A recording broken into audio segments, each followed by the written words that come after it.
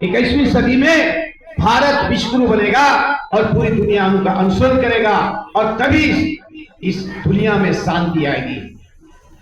आप देख रहे हैं, आप विश्व की स्थिति देखिए, एक युद्ध चल रहा था रूस और यूक्रेन के बीच में, वह समाप्त नहीं हुआ, वर्षों से चल रहा है। कितने लोग मारे गए, कितने जो है आसियाना उजड़ा, तब तक से शुरू हो गया इजराइल और फिलिस्तीन में जो हमास में जो न जाने कितने हजार कितने लाख लोग मारे गए, कितने बेघर हो गए, वे बॉर्डर पर जाके शरण खोज रहे हैं, भटक रहे हैं।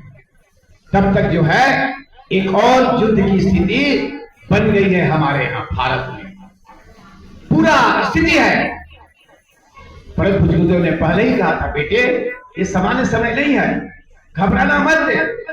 सूर असुर संग्राम जो चला रहा है, सूर असुर संग्राम फिर होगा, भयानक युद्ध होंगे, भयानक युद्ध होंगे और इसमें अधिकांश लोग मारे जाएंगे, अधिकांश लोगों का नाश होगा, अकाल मौत होगी और जो बचे रहेंगे उन्हीं से फिर सत्य की वापसी होगी, उन्हीं से सत्य की वापसी रहेगी। और ये मत समझिएगा जो बचे रहेंगे शरीर से, ऐसा नहीं आपके ऊपर मिसाइल नहीं गिरा, बम नहीं गिरा, किसी ने हमला नहीं किया, लेकिन आप बचे रहे, लेकिन ऐसा रहे कि आप जो है पशुवत जीवन में आप जीते चले जा रहे हैं, आपका कहीं कोई समाज में स्थान नहीं रहेगा, बहुत तेजी से होगा। हम सब आप इतने सौभाग्यशाली हैं कि हमने कलयुग को भी देखा और सतयुग को भी देखेंगे, सतयुग को भी देखेंगे। ये हम नहीं कर रहे हैं, ये महापुरुष की भविष्यवाणी है, ये महापुरुष की भविष्यवाणी है। और जो युग ऋषि वेद मूर्ति तपोनिष्ठ पंडित श्री राम शर्मा जी ने कहा, एक एक घटनाएं उसी अनुरूप घटित होती जा रही है, एक एक घटनाएं उसी रूप पर घटित हो रही है। आप ध्यान से देखेंगे तो पाएंगे कि वह सब वही हो रहा है। उन्होंने तो बहुत पहले हमें चेतावनी दी गई थी, लेकिन चेतावनी के बाद भी अगर हम अपने को नहीं ढाले, हम सचेत नहीं हुए, हम अपना जीवन को नहीं बदले, परिवर्तन नहीं लाए, तो क्या कहेंगे। गुरु जी ने किताब लिखा है, पढ़े लिखे लोगों की नासमझी, पढ़े लिखे लोगों की नासमझी। आज पढ़े लिखे लोग जितने नासमझ हैं, जितने नासमझ हुए हैं, उतना जो है बेचारा अनपढ़ भी है। भाइयों बहनों, एक कथा इस तरह से आयोजन हम लोग शहर में भी करते हैं और गांव में भी करते हैं। गांव में जितना इत्मीनान से शहर के लोग बातों को सुनते हैं और कहीं से परिवर्तन हमको दिखता है, तो वह गांव में ही दिखता है। और शहर में लोगों के पास, जिसके पास पैसा है, जिसके पास ज्ञान है, बुद्धि है, सारा भगवान ने संपन्नता दी है, उनके पास धैर्य नहीं है, धैर्य नहीं है, या उनको लगता है कि हमारा जीवन शैली बदलेगा, ये हमारी तौहीदी हो, कुछ इधर के करके वही संस्कृति अपने बाल बच्चों को भी दे रहे हैं। असर जो हो रहा है, परिवार में शांति नहीं है। परिवार देखने के बाद लगेगा कि बहुत बड़ा महल है, बहुत बड़ा घर है, बंगला है, गाड़ी है, सब कुछ है, बैंक बैलेंस है, लेकिन घर में शांति नहीं है, किसी के पास समय नहीं है अपने लिए। और वही चीज कथाओं में होती है, प्रवचन में होती है। यह आयोजन बार बार होता है क्या? यह आयोजन बार बार नहीं होता है। इस आयोजन को सफल बनाने के लिए हमारे कुछ भाइयों ने बहुत बड़ी तपस्या की है, दिन रात एक किए हैं, भोजन त्यागा है, कैसे कैसे जुगाड़ किया, इसके बाद आयोजन होता है। आपको सिर्फ आज के इस आयोजन के महत्व को समझना है, उद्देश्य को जानना है, लेकिन इतना भी मेरे पास समय नहीं है। पता नहीं घंटा 2 घंटा में घर में क्या हो जाता है। ये क्या है? हमारा भटकाव है, ये हमारी अज्ञानता है, और सच कहिए तो यही हमारा दुख का कारण। इसलिए हम हमेशा अशांत रहते हैं, सब कुछ पाने के बाद भी अशांत रहते हैं। युग ऋषि ने कहा कि बेटे तुम बदलोगे नहीं, और चाहोगे कि शांति आ जाए, तो यह कभी संभव नहीं है। बताइए, इतना हम लोग बताते हैं, संगठन का नाम है गायत्री परिवार, अखिल विश्व गायत्री परिवार। तेजी से विश्व के लोग, दूसरे धर्म के लोग हमको प्रचार करने के लिए, हमको काम करने के लिए बड़े बड़े कम्युनिस्ट कंट्रियों में हमें चर्च मिल जाते हैं, मुस्लिम कंट्रियों में हमें बड़े बड़े जो है हमको बना के भवन मिल जाते हैं, और वहां लोग तेजी से अनुसरण कर रहे हैं। लेकिन हमारे यहाँ हमारे बच्चे कितने गायत्री महामंत्र जानते हैं? यहाँ रिसर्च नहीं हुआ, नासा ने रिसर्च किया क्या है गायत्री मंत्र, क्या है गायत्री मंत्र। नासा ने रिसर्च किया, गायत्री मंत्र एक बार आदमी बोलता है, जो हमने शुरू में बुलवाया था, यहाँ बुलवाया गया, एक बार बोलता है, एक बार उच्चारण करने से उन्होंने रिसर्च किया, टेस्ट किया कंप्यूटर पर, एक बार बोलने से 1,10,000 तरंगे अंदर से उठती है। हम बोले ना, ओम भूर्भुवस्सुः तत्सवितुर्वरेण्यं भर्गो देवस्य धीमहि धियो यो न प्रचोदयात्। 1,10,000 तरंगे उठी और वह तरंगे अंतरिक्ष में गई, और वहां से कितनी शक्ति के साथ, कई गुना शक्ति के साथ टकराकर और फिर हमारे पास वापस हुई। युग ऋषि ने कहा, गायत्री मंत्र जो बार बार बोलता है, बार बार बोलता है, वह शरीर इतना होता है कि जिसको हम देव शक्तियां समझते हैं, उन शक्तियों को ऑटोमेटिक खींचने के हमारे अंदर पावर आ जाता है, और इसके बाद हम जो चाहते हैं सो कर सकते हैं, हम जो चाहेंगे सो कर सकते हैं। गायत्री को कामधेनु कहा गया है, गायत्री को कल्पवृक्ष कहा गया है, गायत्री को पारस कहा गया है। आज जो बहनें जो आपको यहाँ पर ये संचालन कर रही है, दीप्ति का संचालन कर रही है, इन्होंने गायत्री मंत्र जपा, इसके बाद अंदर से कंठ से जो है अपने आप जो है शब्द उठना शुरू हुए, बोलना शुरू किए, समझाना शुरू किए। ये कहां से आया? गायत्री मंत्र से आया। इतना जानने के बाद भी रिसर्च करके अमेरिका में किया कि तुम्हारा गायत्री मंत्र भी इतना बड़ा शक्ति है, लेकिन हमारे सनातन संस्कृति जिसको हमारे पूर्वजों ने दिया, अब पता लगाइए कितने घरों में गायत्री मंत्र जपे जाते हैं, बोले जाते हैं, कितने घरों के बच्चे गायत्री मंत्र बोलते हैं।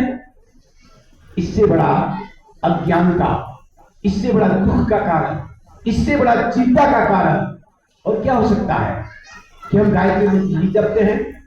एक समय था मध्यकाल में, जब आरोप लगे कि कुछ लोगों ने जाना कि गायत्री मंत्र सब कुछ जपने लगेगा तो सब तेजस्वी ओजस्वी हो जाएंगे, सब प्रखर हो जाएंगे, सब कामधेनु और पारस कल्पवृक्ष की ताकत इनके अंदर हो जाएगी, इसलिए उसको रोको। गायत्री मंत्र आम मत करो, आम मत करो, और किसी को मंत्र दो भी तो कान में दो। जानते हो गुरु मंत्र, गायत्री को गुरु मंत्र कहा जाता है, कान में दो, ऐसा नहीं कि दूसरा सुन दो, उसको याद हो जाए और वह रट ले, ऐसा कहा गया। और महिलाओं को डराया गया कि महिलाएं तो गायत्री मंत्र जप ही नहीं सकती। आज भी आप समझिए, बहुत से प्रवचन करते हैं लोग, टीवी पर आते हैं, बाबा बोलते हैं कि गायत्री मंत्र महिलाओं को नहीं जपना चाहिए। उन बाबाओं से पूछे कि कहां से बोल रहे हैं आप, कहां से बोल रहे हैं? हम सुन रहे थे, वो बहुत उनके यहाँ लाखों की भीड़ होती है। उनसे एक महिला ने पूछा, बहन जी ने, कि बाबा ये बताइए गायत्री मंत्र जपना चाहिए कि नहीं जपना चाहिए? बहुत बड़े बाबा हैं, लाखों उनके फॉलोअर हैं, बोले कि गायत्री मंत्र जपना चाहिए कि नहीं जपना चाहिए? बाबा जवाब दे रहे हैं, मेरे समझ से तो गायत्री मंत्र महिलाओं को नहीं जपना चाहिए। अरे बाबा, मेरे समझ से क्या होता है? आपको बोलना है तो बोलिए कि वेद मंत्रों में यहां लिखा हुआ है कि गायत्री मंत्र नहीं जपना चाहिए। स्रोत बताइए कि स्रोत के आधार पर आप कह रहे हैं कि महिलाओं को गायत्री मंत्र नहीं बोलना चाहिए। जो मां गायत्री खुद एक नारी है, वो ऐसे कैसे भेदभाव करेंगे कि नारी ही नहीं जप सकती है? उनको बतावे कोई कि वेद, चारों वेद जो हमारे धर्म के आधार हैं, जो ज्ञान विज्ञान के आधार हैं, उन वेदाओं में मंत्र की रचनाएं किसने की? उस मंत्र की रचनाएं हमारी बहनों ने की, अंबाला ने की, वह जो है वह गार्गी ने की। बहुत से वेद मंत्र गार्गी का लिखा हुआ है, मैत्री का लिखा हुआ है। हमारी महिलाओं ने वेद मंत्रों की रचना की। हमारी महिलाओं में इतना ताकत थी कि जब शंकराचार्य और मंडल विश्व के बीच में शस्त्रार्थ होता था, तो बोला गया कि ये जो शस्त्रार्थ हो रहा है शंकराचार्य के साथ, मंडल विश्व के साथ, इसका पंचायती कौन कर सकता है? जजमेंट कौन कर सकता है? इतना ज्ञानी कौन हो सकता है? तो पुरुष तो ज्ञानी नहीं हो सकता है। कौन किया था? मंडन मिश्र की पत्नी मां भारती ने किया था। भारती वह जजमेंट कर रही थी कि जो है वह कौन सही है, कौन जीत रहा है, कौन भाग रहा है। उतना समय नहीं है, लेकिन आप चाहते हैं कि जीवन में बदलाव आए और एक समय परिवर्तन हो रहा है, उसके साथ हम लोग भी चले। तो भाइयों बहनों, इस शक्तिपीठ से जुड़िए, इस शक्तिपीठ से जुड़िए। देखिए वहां पर अनेकों साहित्य रखा हुआ है, पैसे की कोई कमी नहीं है, बड़ी सस्ता सस्ता साहित्य है, 2 रुपए, 5 रुपए, 10 रुपए, 20 रुपए की। मैं दावे के साथ करता हूं, परम गुरुदेव का एक साहित्य उठा के आप पढ़िए, देखिए आपकी ज्ञान की चक्षु खुल जाएगी और आपके जीवन में परिवर्तन होता चला जाएगा। गायत्री परिवार जिसने डंके की चोट पर कहा कि दुनिया को हम बदल के रख देंगे और सत्य को फिर से वापस ले आएंगे, जो लोग समझा वो लग गए इसमें काम में। लेकिन आज जितना बिखरा हुआ समाज है, जितनी हमारी आबादी है, जितने आसुरी प्रवृत्तियों का संख्या है, उसके हिसाब से बड़ी पहुंच चाहिए, अधिक से अधिक लोगों को चाहिए, संख्या बढ़ानी होगी। आपको उस कतार में खड़ा होना होगा, सृजन सैनिकों के कतार में खड़ा होना। यज्ञ इसलिए हुआ है, दीप यज्ञ इसलिए हो रहा है, हमें फौज बढ़ानी है। आइए जुड़िए। हमारे कुछ भाई आप तो देखते होंगे कौन लोग लगे हुए हैं, अरे वो तो अजीत जी करते हैं, अजीत जी बेरोजगार आती हैं, उनके पास समय है, मेरे पास कहां समय है।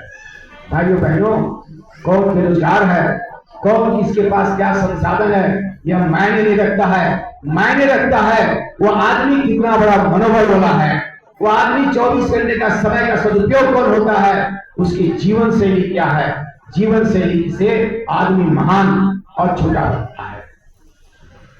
आप इस शक्तिपीठ से जुड़िए, आप इस युग साहित्य को लीजिए और पढ़कर अपने जीवन में बदलाव आइए। अगर आप बदलाव नहीं आते हैं, परिवर्तन नहीं होता है, तो ये सब जग चलते रहेंगे, होते रहेगा, स्वाहा स्वाहा, कोई परिवर्तन नहीं होगा। मैंने बताया ना, जितनी राम कथा हो रही है उतने सीता का अपहरण हो रहा है, उतने द्रौपदी का चीरहरण नष्ट हो रहा है, टुकड़े टुकड़े हो रहे हैं। ऐसा क्यों हो रहा है? जब धार्मिक आयोजन बढ़ रहे हैं, जब राम कथाएं ज्यादा हो रही है, तो राम राज्य दिखना चाहिए। लेकिन राम राज्य की बात छोड़िए, जिस टोले में राम कथा होती है, एक आदमी के जीवन में परिवर्तन नहीं होता है। ऐसा क्यों होता है धर्मचंद जी? एक आदमी के जीवन में परिवर्तन नहीं होता है, हर साल राम कथाएं होती है। ये सोचने की बात है। इसीलिए कि जब राम कथा होती है, घर में चर्चा होती है, कथा होती है, लेकिन चलना है तो हमारे भाई जी करेंगे। किसको जाना है राम कथा सुनने के लिए? हमारी बहनों को जाना है। भाई के पास टाइम नहीं है, बहनों को जाना है, बहनों को पहुंचा देंगे, बहनें जाएंगी, राम कथा सुनेंगे। सब तो काम बहनों को करना है, उपवास उन्हीं को करना है, सारा व्रत बहनों के लिए है। बताइए सनातन धर्म में कोई भाइयों का व्रत हो तो बताइए, कोई है? कोई नहीं है। ऐसा क्यों है? अरे भाई, व्रत सबके लिए था, लेकिन हमने तो बीच में जो संशोधन किया, या समझिए उसमें पाखंड आया, बहुत विकृतियां हैं, जिसको एक इस समय नहीं बताया जा सकता। इसीलिए तक परम गुरुदेव ने सारे चीजों को, चारों वेदों का भाष्य किया कि लोग समझ पाए। 18वें पुराण का भाष्य किया, 19वां पुराण लिखा, प्रज्ञा पुराण, 19वां पुराण प्रज्ञा पुराण लिखा, 108वें उपनिषद का भाष्य किया, 74 खंड में आज ग्रंथ लिखा, 3200 से ऊपर किताबें लिखी, सारा कुछ लिख दिया। मेरे पास टाइम कहाँ है किताब पढ़ने के लिए, पलटने के लिए टाइम कहाँ है? नई कल किताब है, 23 मोबाइल में भी जो स्मार्टफोन रखते हैं, इसमें एक अपनी जीपी आप कीजिएगा, सारा कुछ इसमें मिल जाएगा, सारा मैटर मिल जाएगा। लेकिन आप जो देखिएगा, आपका तो इंटरेस्ट का चीज नहीं है, आप जो देखिएगा वह जो है वह सही नहीं होता है। जो देखिएगा वह आपको जीवन में कोई बदलाव नहीं ला पाता है। तो यह जो है समझने की चीज है। इस स्मार्टफोन का उपयोग हम इस रूप में करेंगे। भाइयों बहनों, बातें बहुत है। हम ये कहना चाहते हैं कि शक्तिपीठ को इस वार्षिकोत्सव में, 7वें वार्षिकोत्सव में हमें पूरी भूमिका में लाना है। चंद लोग आगे बढ़ेंगे, उसके साथ एक कारवां बनाना है। कुछ लोगों को समझ में आया, शुरू कर दिया, कोई चले न चले हम तो चल दिए, जिसे मंजिल की हो धुन उसे कारवां से क्या। लेकिन वह साबित करना है कि हम तो अकेले ही चले थे मसाल लेकर जानिबे मंजिल, मगर लोग आते गए, कारवां बनता गया, कारवां बनता गया। युग सृजन सैनिकों का कारवां बनना चाहिए और यह कारवां हमारे 2026 तक नगर उटारी अनुमंडल के जिस प्रखंड में समन्वय समिति नहीं है, समन्वय समिति से लेकर पंचायतों में गांव तक पहुंचना है। परम गुरुदेव जिसने कहा कि इस युग परिवर्तन में जो अपनी भूमिका निभाएगा, जो समय दान करेगा, उसका हम पाई पाई चुकाएंगे, उसका ब्याज के साथ हम करेंगे।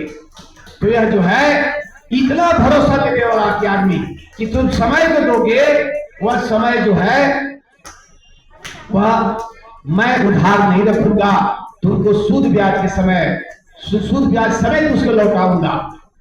और गायत्री मंत्र को हथियार बनाओ, गायत्री मंत्र को जपो। किसी भी समस्या, सारी समस्याओं का समाधान है। लेकिन आज सबसे बड़ा दुखद स्थिति है कि इस युग में भी लोग बीमार पड़ने पर, अस्वस्थ होने पर या मनोवांछित मनोकामना पूरी नहीं होने के बाद कहां चले जाते हैं? ओझा के पास जाते हैं, तांत्रिक के पास जाते हैं, वहां कोई उपाय पूछते हैं। नहीं भाइयों बहनों, कहीं कोई समस्या का समाधान नहीं है। सारा समस्या का समाधान आपके पास है। आपको लगता है कि मेरी वांछित मनोकामना पूरी नहीं हो रही है, मत भटकिए, तीर्थाटन में घूमने जाइए, लेकिन मनोवांछित को, हर आपकी मनोकामना को पूरी करने की क्षमता गायत्री महामंत्र में है। आप जप के तो देखिए, आप जप के देखिए, प्रयोग करके देखिए। गायत्री मंत्र नियमित रूप से जपेगा, उसकी सारी मनोकामना पूरी होगी। आप नहीं होगा, आप जो बोलेंगे, जिसको आशीर्वाद देंगे वह फलित होगा, जिसको श्राप देंगे वह आदमी साबित हो जाएगा। आपके वाणी में प्रभाव आएगा, आपके पास इतनी शक्ति आएगी कि आप दूसरे की समस्याओं का समाधान करेंगे। आपकी समस्याओं को तो मतलब ही नहीं है। लेकिन तकलीफ ये लगता है, इतने बड़े आयोजन के बाद, इतने बड़े यज्ञ में शामिल होने के बाद भी अगर घर घर में गायत्री मंत्र नहीं गूंजता है, घर घर में देव संस्कृति नहीं फैलती है, तो हम लोग समझे कि जितना खूब पसीना बहाकर, जितना रात दिन लेकर के ये जो कार्यक्रम किए, यह कार्यक्रम हमारा सफल नहीं माना जाता है। तो भाइयों बहनों, दीप जग में आप इसको संकल्प लेके करेंगे, तब यह उद्देश्य की पूर्ति होगा। और इस विश्वास के साथ कि यह जो है हम इस पूरा युग को जो है बदल के रखेंगे। आइए इस संकल्प भाव 2 लाइन पंक्ति के साथ करके हम दीप जग की ओर आगे बढ़ेंगे, लेकिन पूरे भाव के साथ हृदय से इसको गाइए, इस पंक्ति को। घर घर अलग जगाएंगे हम, बदलेंगे जमाना। घर घर अलग जगाएंगे हम, बदलेंगे जमाना। घर सब लोग हाथ ताली बजा के गए तो समझे कि आप सही में है। घर घर अलग जगाएंगे हम, बदलेंगे जमाना।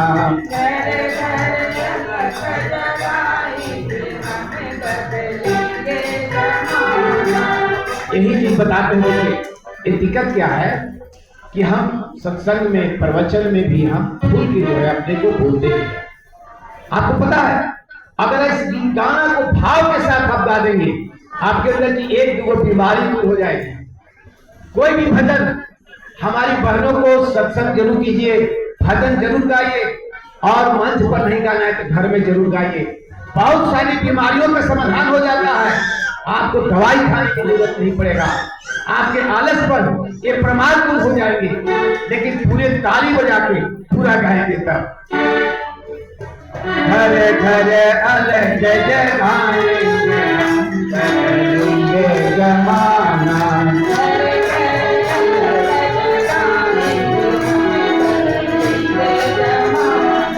बदलेंगे जमाना भाई, बदलेंगे जमाना।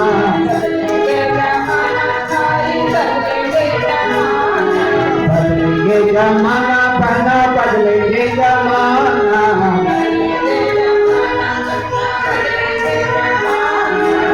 घर घर अलग जगाएंगे हम बदलेंगे जमाना।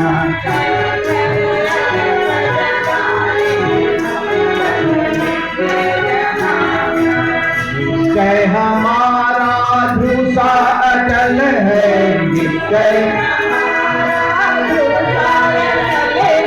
माया की रग रग में निष्ठा का बल है।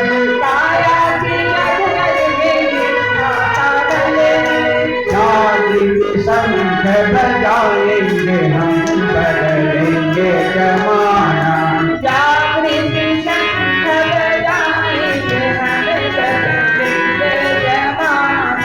घर घर अलग जगाएंगे हम बदलेंगे जमाना।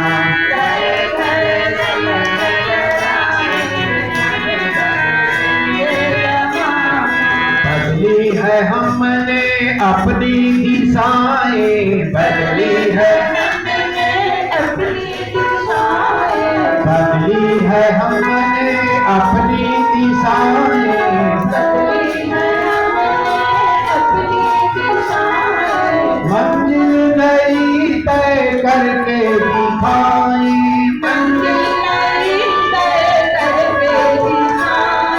धरती को स्वर्ग बनाएंगे हम बदलेंगे जमाना।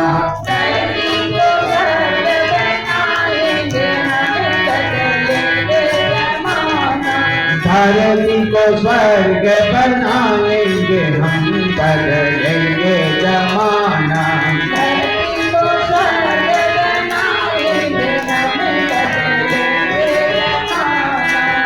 घर घर अलग जगाएंगे हम बदलेंगे जमाना।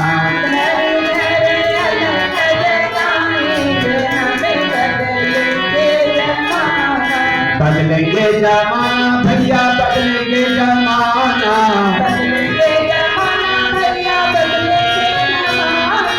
बदलेंगे जमाना बना, बदलेंगे जमाना।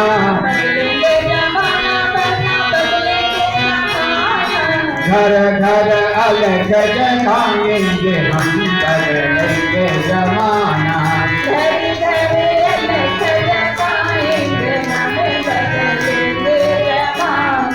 घर घर अलग जगाएंगे हम बदलेंगे जमाना।